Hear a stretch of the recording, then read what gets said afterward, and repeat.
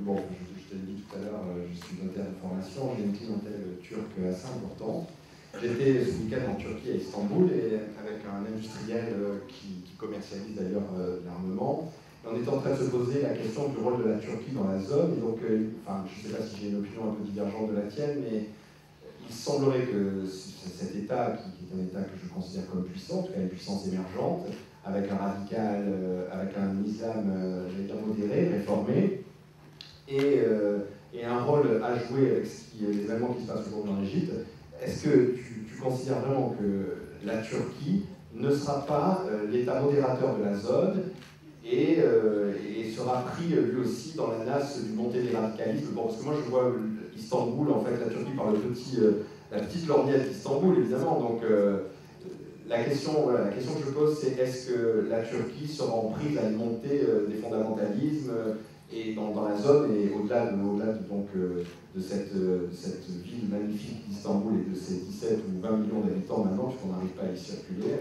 Voilà, c'est ça les questions. Et juste une petite information, aussi une petite réponse sur la position et la raison de la position de la Russie face au mouvement actuel en Syrie, et qui est inquiétante. On ne sait pas pourquoi la Russie continue à soutenir le pouvoir en place. Voilà, donc c'était les deux questions. Il y a peut-être un message aussi d'espoir. Est-ce qu'il y a un espoir à ce que demain, dans cette zone, la paix soit retrouvée? Et tout à l'heure, on était au café ensemble, et je te disais que j'étais allé 5 fois en Israël, et 2 fois à Jérusalem. Et à Jérusalem, quand je vois ces enfants juifs, musulmans jouer ensemble au cœur de la ville, est-ce qu'il y a un espoir que tu peux nous délivrer ce soir, dire que demain, dans cette zone géographique du monde, un équilibre nouveau peut être retrouvé? C'est 3 petites questions, je vais les résumer vite, et puis on va boire un verre ensemble et puis après on dîne ensemble. Oui, très rapidement. La Russie, c'est simple. Les Russes et les Chinois, mais surtout les Russes, sont extrêmement vexés de la manière dont nous avons géré l'affaire libyenne. Ils se sont abstenus, c'est-à-dire qu'ils nous ont laissé intervenir en Libye officiellement selon la résolution 1973 de mars 2011 pour entraver ou pour en finir avec les exactions commises par Kadhafi. Résultat, on soutient le CNT jusqu'au bout et jusqu'à la fuite et la mort de Kadhafi. Et ça, et la chute du régime. C'est pas ce qui était prévu. Ça, les Russes, alors ça, ils nous en veulent beaucoup. Et puis par ailleurs, de manière plus traditionnelle et structurelle, la Syrie est un bon ami et un bon client, et une base aéronavale, navale dans un premier temps, peut-être aéronavale russe, est en train d'être construite à Tartous. Donc ça, enfin, donc ça, les Russes ne nous permettront pas d'intervenir. Bon. Donc c'est la position officielle aujourd'hui de la Russie, ils s'en cachent pas, bon, et on n'interviendra pas en Syrie, ça c'est une certitude. Et les opposants syriens sont en train de payer notre intervention en Libye, pour les raisons que je viens de vous dire.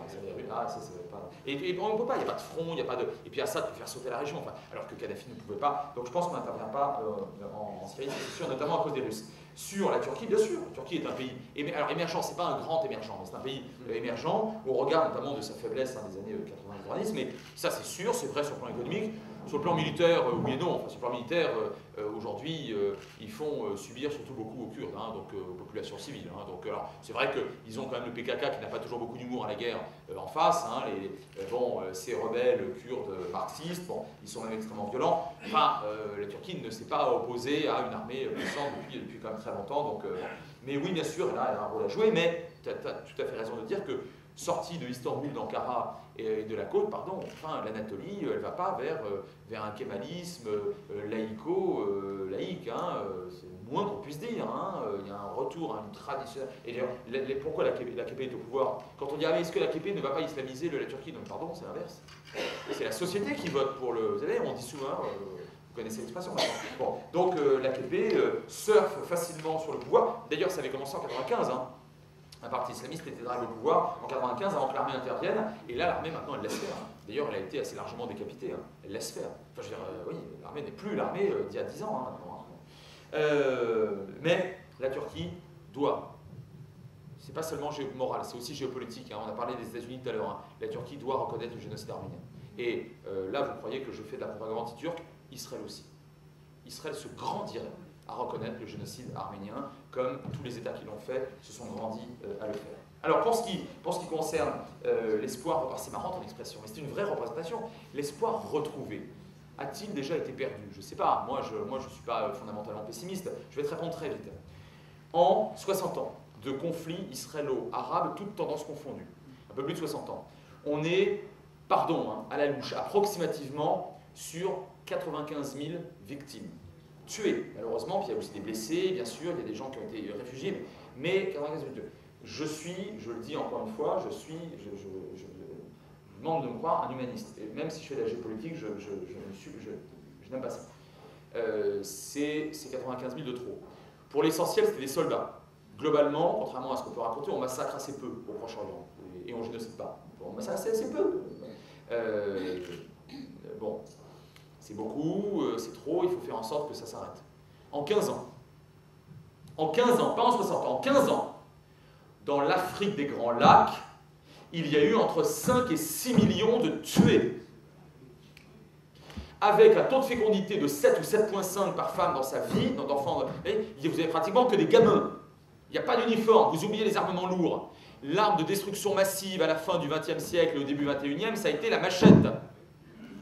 L'épaisseur phénoménale de la couverture médiatique proche-orientale est inversement proportionnelle au nombre de victimes que fait ce conflit par rapport à d'autres. Et je vous parle de l'Afrique des Grands Lacs, mais quand il y a un coup de tabac au Sri Lanka, on perd tout humour là-bas. Hein, ça va très très vite. Alors moi je veux bien qu'on parle du Proche-Orient, en plus ça tombe bien, c'est mon métier. Mais vous voyez, quand on relativise au fond, l'espoir je le garde, il est maintenu, parce que le Proche-Orient n'a jamais sombré dans ce type d'horreur à caractère génocidaire. Jamais, vous m'entendez, jamais. Et comme les États arabes ont le très bon goût dans les années 50, 60, 70 de perdre très vite les guerres, bon, faute de combattants, ça s'arrête très vite. Bon, et alors maintenant, ce qui est cruel, ce qui est pénible, ce qui est problématique, c'est le conflit israélo-palestinien qui est un vrai prurite. Oui, c'est vrai, bien sûr, 1000 fois bien sûr. Jamais le conflit israélo-palestinien n'a créé un printemps arabe. Jamais le conflit israélo-palestinien n'a créé une guerre ou un conflit quelque part. Bien sûr qu'il y a instrumentalisation de la part de dictateurs qui maintenant ont chuté. Et ils n'ont pas chuté à cause de ça. Vous voyez, donc, si vous voulez, très très bien, c'est-à-dire que l'espoir, non seulement il est là, mais ce que je vous dis est très objectif, hein, des noms, des dates, des faits, des chiffres, et ces petits gamins qui jouent ensemble, et malgré tout le fait qu'on discute, et que les services de renseignement discutent entre eux, et qu'il y a eu déjà plusieurs processus de peine, même si malheureusement on n'a pas encore abouti à la fin des fins, tout cela est mieux que dans la plupart des conflits qu'on a vus ou qu'on voit surgir ou ressurgir dans ce terrifiant XXe siècle. Hein. Donc non seulement je garde espoir, mais je te dirais que, comme Hegel, que l'histoire est tragique, qu'elle n'est jamais terminée, qu'après la paix, c'est la guerre, hein, pas la guerre, c'est la paix, pas forcément dans cet ordre-là et pas forcément partout et tout le temps, mais de manière alternative, sans qu'il y ait, me semble-t-il, des cycles structurels, hein, mais on fonctionne sur des cycles, et très modestement, et je le dis dans mon bouquin, en géopolitique, moi je suis oui, merci, je suis ni totalement moi je suis droit-de-l'homiste, fondamentalement, hein, moi je suis d'ailleurs souvent attaqué comme tel, hein, je suis assez proche de tous ceux qu'on appelait les néocons, enfin puis maintenant BHL, Finky, bon, toute la bande, moi je suis favorable plutôt à cette, Kouchner, mais en même temps, je sais qu'on n'est pas dans qu'on fait de la réelle politique, hein, que les États manquent des intérêts, voilà. Les États sont des monstres froids, ça c'est pas moi, c'est Nietzsche, ça je le sais, et j'en tiens compte. Bon.